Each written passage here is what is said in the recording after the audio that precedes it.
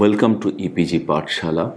I'm Rajat Sanyal of the Department of Archaeology, and our today's theme will be to discuss issues on the Brahmi script, the earliest known script of India, its decipherment, its origin, the theories concerning its origin, and its characteristic features. These will be our basic learning objectives, because Brahmi is the earliest script of India. We have to know how this name came to be known to the scholars, that this particular script is Brahmi. We have to consider terminological issues, how the nomenclatures of different Brahmi scripts of different periods came into existence in academics. And then we'll have to look briefly at the antiquity of the script, and then also the decipherment of the script, how the script was deciphered in the early 19th century, then the origin theories, and finally the characteristic features of the script. As we know, Brahmi is the principal script of all the four scripts that were used in the Ashokan inscriptions. What were these four scripts? These were Brahmi, Kharoshthi, Greek, and Aramaic. Brahmi was used for writing the Indian Prakrit language. Kharoshthi was used for writing what is called Gandhari Prakrit, which was the lingua franca of the Gandhara region. The Greek script was used for writing a few Greek inscriptions that are found in the northwestern part of Ashoka's dominion. And then we have some Aramaic inscriptions, again in those parts of the subcontinent. But of all these, Brahmi is the most widely used script in Ashokan inscriptions. If we look at the Brahmi script, at the top we can see the normalized version of the script as it should look like, and at the bottom we can see the famous Rumindei pillar inscription, the best preserved, one of the best preserved inscriptions of the Ashokan period. If we look at the name Brahmi, and if we try to understand how we came to know why is this particular script called Brahmi, the issue of nomenclature is very important. According to Indian Brahmanical tradition, the Brahmi script was an invention of the creator god Brahma. We have several literary references that Brahma's wife or his daughter Saraswati, she was also associated closely with the system of or the practice of writing. So in sculptures you have images of the goddess Saraswati with a book in hand. The Buddhist and Jain traditions, they reflect a rather more precise and categorical evidence of the name. And among all the Buddhist sources, one text stands out as it gives a precise list of scripts prevalent in early India. The name of the script is Lalita Vistara. Also in the Jain texts, we have some references to sometimes 18 or 16 lists. Of these texts, the Pannavana Sutta and the Samavayanga Sutta are major. We may now take a closer look at the evidence of the Lalita Vistara. The 10th chapter of this book, called Lipi Shala Sangdarshana Parivarta, this has a list of 64 scripts, of which the major ones are Brahmi, Kharoshthi, and then some names of regional scripts like Puskarasari, Angalipi, Vangalipi, and Magadalipi. But the first two names are very important for us. One is Brahmi and the second one is Kharoshthi, the two actual scripts of which we have clear idea of their existence, their geographical distribution, and their chronological attributes. A Chinese Buddhist text, on the other hand, it's an encyclopedic text called Fa Yuan Shulin. It has again a list of some scripts, but it does not record the names of the scripts.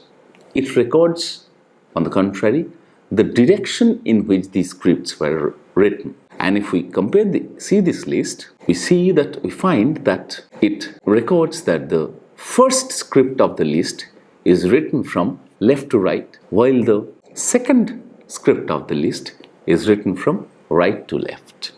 This is very interesting. Now, how do we corroborate these two evidences? If we look at Lalita Vistara, as you can see here, you have the first name as Brahmi. And if you look at the Chinese text, you have the first text written from left to right. Again, in the Lalita Vistara, the second name is Kharoshthi, and in the Chinese text, the second script is written from right to left. And we have two major Indian scripts. One is Brahmi and one is Kharoshthi. After these were deciphered, we came to know that Brahmi is written from left to right and Kharoshthi from right to left. So we can clearly corroborate the evidence of the Buddhist and the Chinese texts to show that this script is Brahmi and this one is Kharoshthi. That's how we came to know about the names of the scripts in precise terms. Earlier scholars like E. Wultz and others, they believed that there were three stages, they rightly believed so, that there were three stages of development of Brahmi, and they named it in terms of dynastic terminologies like the Mauryan Brahmi or the Ashokan Brahmi initially, and then Mauryan Brahmi. And then the middle phase was termed the Kushana Brahmi, and the later phase was termed Gupta Brahmi, because at that point of time, from the mid-19th till the early 20th century, they were looking into scripts in terms of their dynastic attributions. That's why they termed it in terms of the dynasties under which these scripts appeared. But later, as late as 1970-71, D.C. Sarkar wrote his pioneering article on an introduction to Indian epigraphy and paleography. And there he suggested that he actually suggested this a little earlier, but that was the precise statement that D.C. Sarkar made in that particular article, that instead of looking into the development of script in terms of their dynastic attributes, we should look at more generic and general terminologies.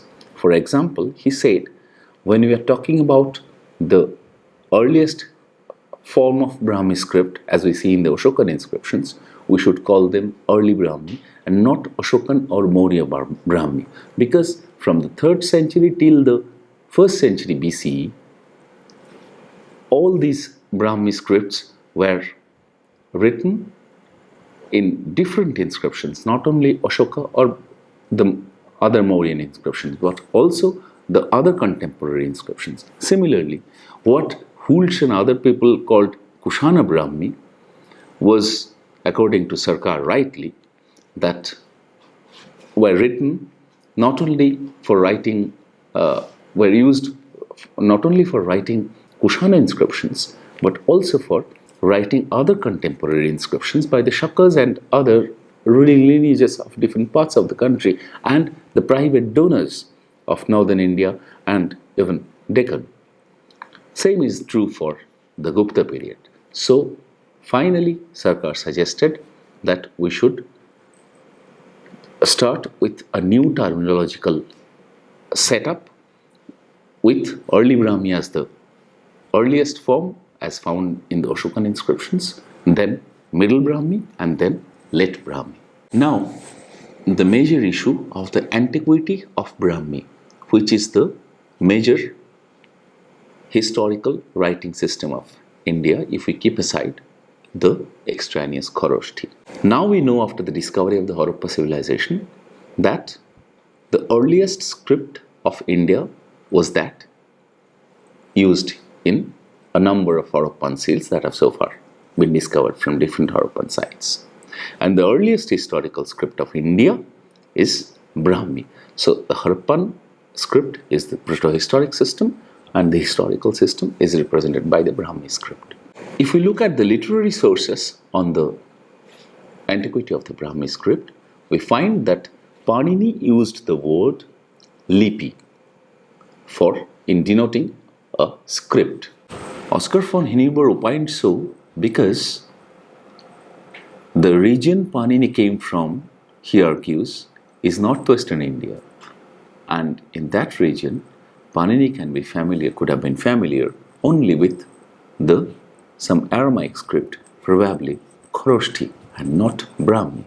If we look at the literary evidences of the Buddhist tradition, we find that the Jatakas and the Vinaya Pitaka contains several explicit references to writing, particularly of official documents. In the classical literature also, we find that there are several references to writing or not writing. For example, Megasthenes suggested that Indians knew writing, but his contemporary Nearchos wrote that Indians did not know the art of writing. Again, Strabo quotes Nearchos and further suggests that no, Indians did not know writing. So even in the classical statements, there are some contradictions about the practice of writing before the Ashokan period. Now if we turn to the archaeological evidence on the antiquity of the script, we find that some scholars have proposed connection of the script with the Harappan script. Mahasthan and Sahogoda inscriptions, one of those early inscriptions close to the date of the Ashokan inscriptions, have been proposed as epigraphic precursors of the Ashokan inscription, and there has been some recent claim about pre-Ashokan Brahmi on the basis of some interesting evidence from a site called Anuradhapur in Sri Lanka. We'll come to those in detail. Now if we turn to the missing link issue, B.B. Lal suggested, on the basis of his discovery of some pottery remains from a site called Vikramkhol in Odisha, that these inscribed, according to him, these inscribed pottery are missing links between the Harappan and the historical Brahmi script. He believed that the marks or symbols that appear on these pottery shards are basically the precursors of what we find in the Ashokan edicts. But Richard Solomon rightly argued that these are basically graffiti or rather pseudo inscriptions, and they cannot be generally accepted as missing link between the protohistoric and the historical writings. We were just talking about the epigraphic precursor. These are the early records.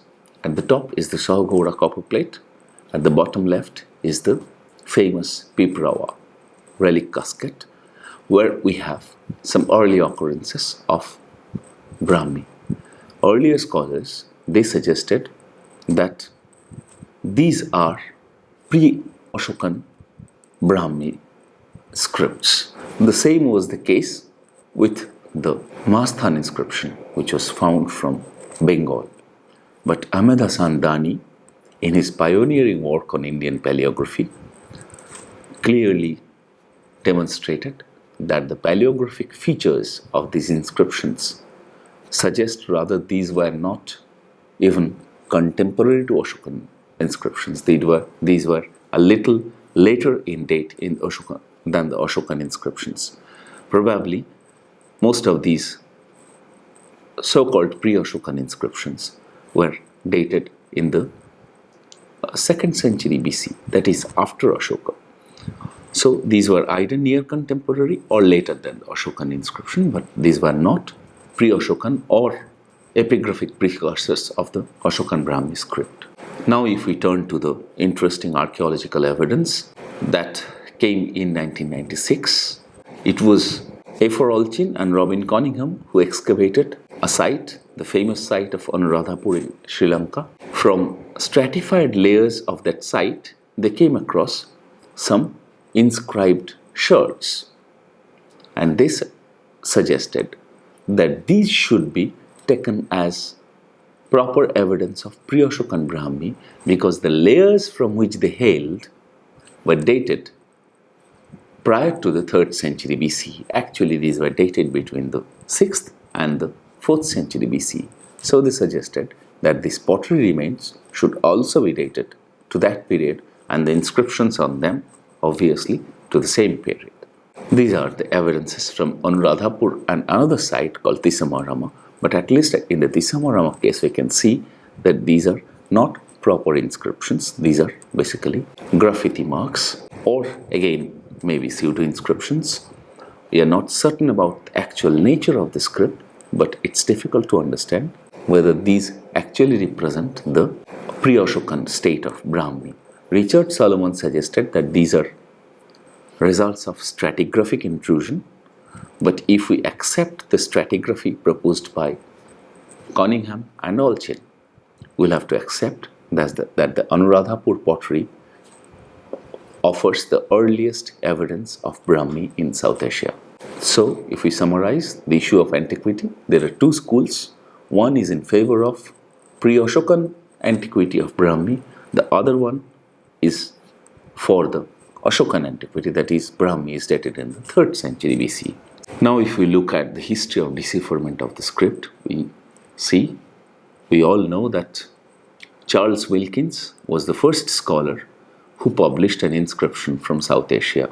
It was in 1788 that in the Asiatic Researches, the Journal of the Asiatic Society at Kolkata, Charles Wilkins had published 2 inscriptions. Incidentally, both of these were from Bengal. One was a copper plate inscription, the other one was a stone inscription, and both of these were dated in the 9th and the 11th century. So both of them were early medieval inscriptions written in Siddhamatrika or Gauri characters.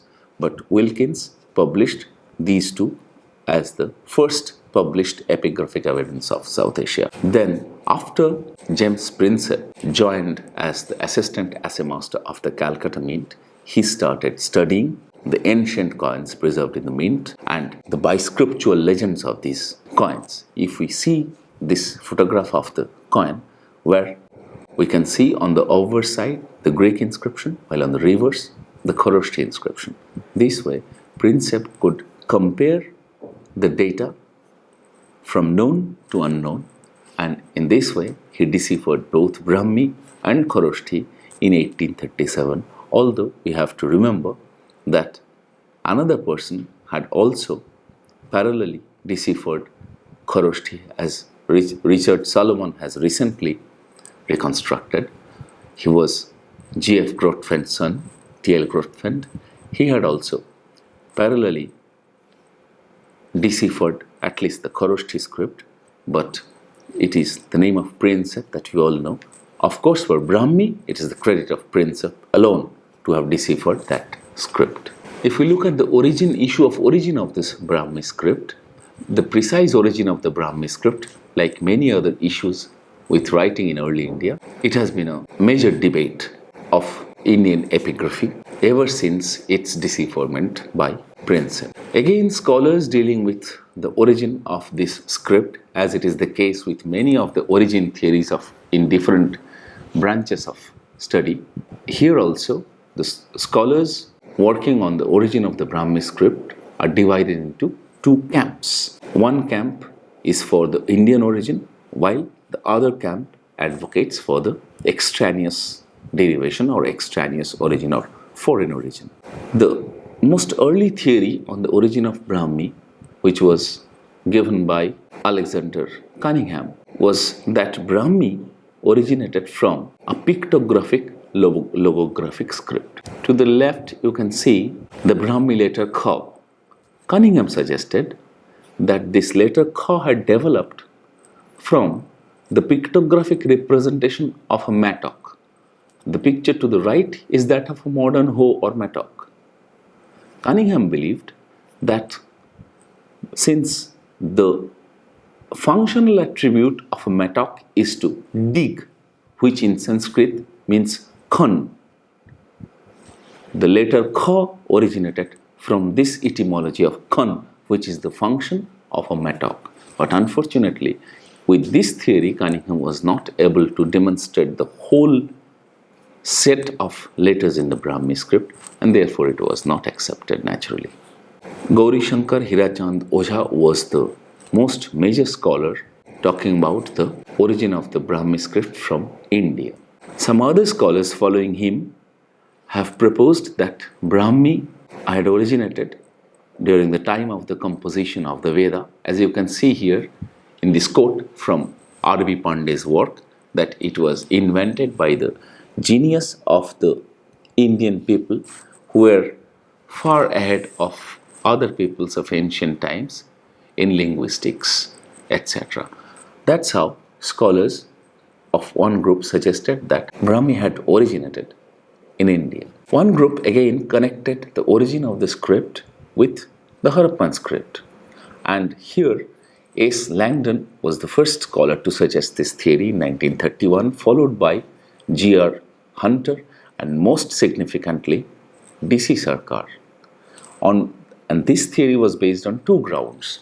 One is the point of diacritical modification of the Brahmi script, and the second characteristic was the subjoining of symbols in the Brahmi script. On these two grounds, they devised this theory. Here is an illustration of how they proposed this theory. To the left, you can see two different characteristics of Brahmi. At the top is a diacritical modification of the letter N, and at the bottom is the joining of the two letters Ka and Ya. If you look at the Harappan script, the same two characteristics. At the top, you have one symbol being diacritically modified by adding one or two lines with it, while the two sets of symbols at the bottom represent joining of symbols. A net, then a man with a net. A stick, then a man with a stick, denoting completely different meanings. Therefore, these two sets of similarities are precise in both Harappan and Brahmi script. By this, we by no means suggest that Brahmi had its origin from the Harappan script, but these two systemic similarities cannot be denied. This is also a fact, as suggested by Sarkar and other scholars. Now, if we turn to the theory of foreign origin, the earliest scholar who talked about the foreign origin was James Prinsep, who suggested that Brahmi originated from Greek script. But here, Prinsep could not demonstrate the whole Brahmi script through its derivation from Greek. A modified theory was then more refined and modified theory was then given by Harry Falk under influence from James Hallevy, that Brahmi was basically based on the model of Koroshthi but with secondary influence from Greek. The scholars working on the foreign origin of Brahmi are again divided into two groups. One group of scholars, they suggest that Brahmi originated from the South Semitic group of scripts, while the other group suggests that it developed from the North Semitic group. If we detail now the South Semitic origin of Brahmi, some early scholars suggested that the South Arabic Himyaritic script was responsible for the origin of Brahmi. But of course, they could not offer a systematic pattern of derivation for this. Later, it was in 1875 that François Lenormand suggested that Brahmi originated from a different South Semitic script. For this South Semitic script, he talked about the Sabian script and suggested that Brahmi was a derivation from this. This theory was further developed by W. Dick in 1877. Although the South Semitic origin of Brahmi, this specific theory has its own merit, but it has two major problems. One is it cannot explain the entire structure of the Brahmi script through a process of derivation from Sabian. Of course, some of the letters like Brahmi Ba or Brahmi Ma, these can be directly, or the Brahmi Ya, these can be directly derived from the Sabian, but the other letters cannot be derived in this way of paleographic comparison as these scholars suggested. This is number one.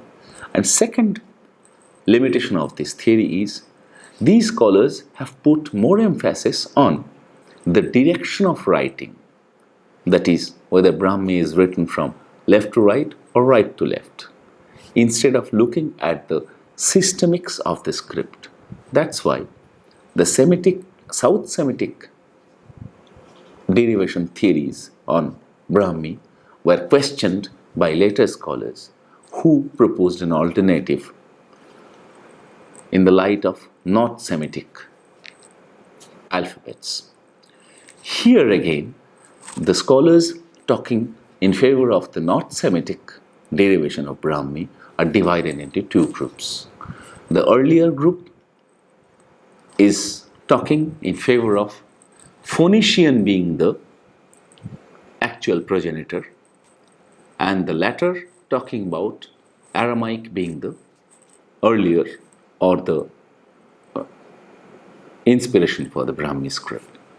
If we look at the Phoenician, Ulrich Friedrich Kopp was the first scholar who proposed this derivation in 1821 in the form of a comparative table of letters in both Phoenician and Brahmi. Of course, this table was his arguments were further buttressed by supplementary evidences like continuous connections with the Phoenician world and so on. It was later by Albrecht Weber in 1856 that this theory was elaborated. And finally, at the end of the 19th century, George Wooler, one of the pioneering scholars of Indian paleography, he wrote his famous On the Origin of the Indian Brahmo Alphabet, and he criticized severely the South Semitic origin of the Brahmi script and suggested that Phoenician should be the actual alternative. But here again, the problem lies in the fact that none of these scholars, they could provide a complete comparative list of the letters in Phoenician and Brahmi. But the major limitation of this theory is again that these scholars could not provide a complete comprehensive list of letters in both the scripts and they could not demonstrate that each of the letter forms they developed from a Phoenician precursor type. The second North Semitic school that talks about origin of Brahmi is led by A.C. Burnell as early as 1874, who presented an alternative version where he suggested that instead of Phoenician, we should look into the Aramaic script to find the precursor or the inspiration of the Brahmi script. It was later elaborated more recently in 1948 by David Dieringer in his famous book Alphabet. But Richard Salomon, as we can see here, finally argued of one of his observations is this statement where he writes that if the hypothesis of the innovation of Brahmi under Ashoka's sponsorship is correct, this recreation may be attributed to the emperor's desire to invent a distinct imperial script, perhaps under the inspiration of Old Persian cuneiform, which would be suited to the promulgation of edicts in written form. And this is a quite reasonable suggestion because as we know that the Mauryan world and the Persian world were in close connection from a very early date, and we have clear evidences in art historical objects that Mauryan art was largely influenced by the Persian art. So as part of culture, the writing systems of Mauryan India could have been well inspired and influenced by the Persian system of writing, and it might have had its inspiration from Old Persian cuneiform. We still do not know how Brahmi originated, but if we are to summarize the theories on the origin of Brahmi, this is the scenario. We have, on one hand, a set of two theories. One is from an origin from Greek, and then a theory of origin from Kharosthi via Greek. Then we have the South Semitic and the North Semitic groups, which are again divided into Himyaritic and Sabian, and the North Semitic into Phoenician and Aramaic. And finally, we may now turn to the characteristic features of writing in early India. First of all, this has been called by Richard Solomon a diacritically modified syllabic type of script. Secondly, as we all know, this is written from left to right. Sometimes, as you can see here, semi-bostropheron, that is in mixed direction, the Brahmi script is used in inscriptions. We can recall here the case of the Yeragudi inscription of Ashoka, where we have some lines written from right to left, while majority of the lines or sentences are written from left to right. Then we have a composition in this script of initial vowels, consonants with aspirated, unaspirated, nasal, semi-vowel and sibilant sounds. Then we have 6 full vowels, 32 consonants, 8 medial vowel diacritic signs, the anuswara signs, and this whole set with all these forms, the Brahmi of the Ashokan period is a uniform script. It is interesting to find that the medial vowels in the earliest stage of writing in India, they follow a certain set of formulae, which we do not find in later inscriptions. In later inscriptions, there are several variations of this formulae that we find in the earliest inscriptions. But again, we have to remember that there is a general standard version of the pattern of writing medial vowels, which is found in all Indian writings, even the different derivatives of the Brahmi. And then conjuncts and ligatures are formed by joining 2 or more symbols, as in the Harappan script or even in modern Indian scripts. The orthography of the Brahmi script is not properly developed and standardized, and the vowel lengths can be extended, as again in the Harappan script, the vowel length can be extended by diacritical modifications.